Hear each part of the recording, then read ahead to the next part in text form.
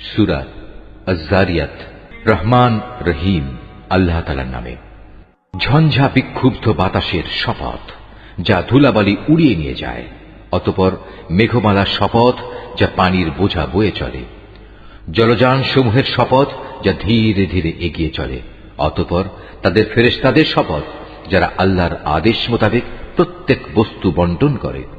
কিয়ামতের যে দিনের ওয়াদা তোমাদের সাথে করা হচ্ছে তা অবশ্যম্ভাবী সত্য। বিচার আচারের একটা দিন অবশ্যই আসবে। বহু কক্ষ বিশিষ্ট আকাশের শপথ, তোমরাও কিয়ামতের ব্যাপারে নানা কথাবার্তার মধ্যে নিমজ্জিত রয়েছ। মূলত সে ব্যক্তি গোমরা হয়ে গেছে যে আখিরাতের বিশ্বাস পরিত্যাগ করেছে। ধ্বংস হোক যারা শুধু অনুমানের উপর ভিত্তি করে কথা বলে। সর্বোপরি যারা জাহেলিয়াতে নিমজ্জিত হয়ে মূল সত্য থেকে উদাসীন হয়ে পড়েছে। এরা তামাশার ছলে জিজ্ঞেস করে, বিচারের দিন কবে আসবে? এদের তুমি বলো, যেদিন তাদের আগুনে দগ্ধ করা হবে সেদিন কিয়ামত হবে। সেদিন তাদের বলা হবে, এবার তোমরা তোমাদের শাস্তি ভোগ করতে থাকো। এ হচ্ছে সেদিন যে জন্য তোমরা খুব তাড়াহুড়ো করছিলে। যারা আল্লাহ তাআলাকে ভয় করে তারা আল্লাহ তাআলার জান্নাতে ও ঝর্ণাধারায় চির শান্তিতে থাকবে। সেদিন আল্লাহ তাআলা তাদের যা যা পুরস্কার দেবেন তা সবই তারা সানন্দ চিত্তে গ্রহণ করতে থাকবে। নিঃসন্দেহে এরা আগে সৎকর্মশীল ছিল। তারা রাতের সামান্য অংশ ঘুমিয়ে কাটাত। রাতের শেষ প্রহরে তারা আল্লাহর কাছে ক্ষমা প্রার্থনা করত। এরা বিশ্বাস করত তাদের ধন সম্পদে প্রার্থী ও বঞ্চিত লোকদের অধিকার রয়েছে। যারা নিশ্চিতভাবে বিশ্বাস করত তাদের জন্য পৃথিবীর মাঝে আল্লাহকে চেনা জানার অসংখ্য নিদর্শন ছড়িয়ে রয়েছে। তোমাদের নিজেদের এ দেহের মধ্যেও তো আল্লাহকে চেনার অসংখ্য নিদর্শন রয়েছে, তোমরা কি দেখতে পাও না? আকাশের মাঝে রয়েছে তোমাদের রিজিক, তোমাদের দেয়া যাবতীয় প্রতিশ্রুতি। অতএব এ আসমান জমিনের মালিকের শপথ, এ গ্রন্থটা নির্ভুল, ঠিক যেমনি তোমরা এখন একে অপরের সাথে কথাবার্তা বলছো। হে নবী, তোমার কাছে ইব্রাহিমের সেই সম্মানিত মেহমানদের কাহিনী পৌঁছেছে কি? যখন তারা তার ঘরে প্রবেশ করল তখন তারা তাকে সালাম পেশ করল। সেও উত্তরে বলল, সালাম। কিন্তু তার কাছে এদের অপরিচিত লোক বলে মনে হল। এরপর চুপে চুপে নিজ ঘরের লোকদের কাছে চলে গেল। কিছুক্ষণ পর সে একটি ভুনা করা মোটা তাজা বাছুর সহ ফিরে এলো। অতঃপর সে তা তাদের সামনে পেশ করল এবং বলল, কি ব্যাপার, তোমরা খাচ্ছ না যে? তাদের খেতে না দেখে সে মনে মনে তাদের ব্যাপারে ভয় পেল। তার ভয় দেখে তারা বলল, তুমি ভয় করো না। তার সাথে তারা তাকে গুণধর একটি পুত্র সন্তানের সুসংবাদ দিল।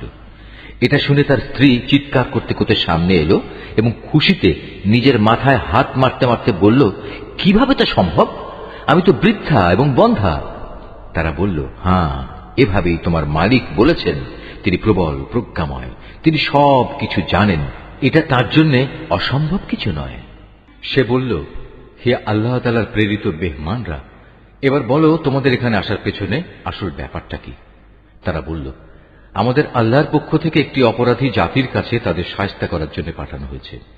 আমাদের বলা হয়েছে আমরা যেন মাটির শক্ত পাথর তাদের উপর বর্ষণ করি, যাতে তাদের নামধাম তোমার মালিকের কাছ থেকে চিহ্নিত করে দেয়া হয়েছে। এটা হচ্ছে সীমা লঙ্ঘনকারী জালেমদের জন্য। অতঃপর আমি সেই জনপদ থেকে এমন প্রতিটি মানুষকে বের করে এনেছি যারা ঈমানদার ছিল। আসলে সেখানে মুসলমানদের একটি ঘর ছাড়া উদ্ধার করার মতো দ্বিতীয় কোনো ঘরই আমি পাইনি। তাদের ধ্বংস করে আমি পরবর্তী এমন সব মানুষদের জন্য একটি নিদর্শন সেখানে রেখে এসেছি যারা আমার কঠিন আযাবকে ভয় করে। আরো নিদর্শন রেখেছি মুসার কাহিনীর মাঝেও, যখন আমি তাকে একটি সুস্পষ্ট প্রমাণ সহ ফেরাউনের কাছে পাঠিয়েছিলাম। সে তার সাঙ্গপাঙ্গ সহ হিদায়াত থেকে মুখ ফিরিয়ে নিল এবং সে বলল, এ তো হচ্ছে জাদুকর কিংবা আস্ত পাগল। অতঃপর আমি তাকে এবং তার লয় লস্করদের এই বিদ্রোহের জন্য চরমভাবে পাকড়াও করলাম এবং তাদের সবাইকে সমুদ্রে নিক্ষেপ করলাম। আসলেই সে ছিল এক দণ্ডযোগ্য অপরাধী ব্যক্তি। আদ জাতির ঘটনার মাঝেও শিক্ষণীয় উপদেশ রয়েছে। যখন আমি তাদের উপর এক সর্ববিধ্বংসী ঝড় বাতাস পাঠিয়েছিলাম, এই বিধ্বংসী বাতাস যা কিছুর উপর দিয়ে ধেয়ে এসেছে তাই পচা হাড়ের মতো চূর্ণ বিচূর্ণ করে দিয়ে গেছে। নিদর্শন রয়েছে সামুদ জাতির কাহিনীর মাঝেও, যখন তাদের বলা হয়েছিল একটি নির্দিষ্ট সময় পর্যন্ত তোমরা নিয়ামত ভোগ করতে থাকো, কিন্তু তারা তাদের মালিকের কথার নাফরমানি করল। অতঃপর এক প্রচন্ড বজ্রাঘাত তাদের উপর এসে পড়ল এবং তারা চেয়েই থাকল। আযাবের সামনে তারা একটুখানি দাঁড়াবার শক্তিও পেল না এবং এই আযাব থেকে নিজেদের তারা বাঁচাতেও পারল না। এর আগেও বিদ্রোহের জন্য আমি নূহের জাতিকে ধ্বংস করেছিলাম। নিঃসন্দেহে তারাও ছিল একটি পাপী সম্প্রদায়। আমি আমার নিজস্ব ক্ষমতা বলেই এ আসমান বানিয়েছি। নিঃসন্দেহে আমি মহান ক্ষমতাশালী। আমি এ জমিনকেও তোমাদের জন্য বিছিয়ে দিয়েছি। তোমাদের সুবিধার জন্য আমি একে কত সুন্দর করেই না সমতল করে রেখেছি। সৃষ্টি জগতের প্রত্যেকটি বস্তু আমি জোড়ায় জোড়ায় পয়দা করেছি, যাতে করে এ নিয়ে তোমরা চিন্তা গবেষণা করতে পারো।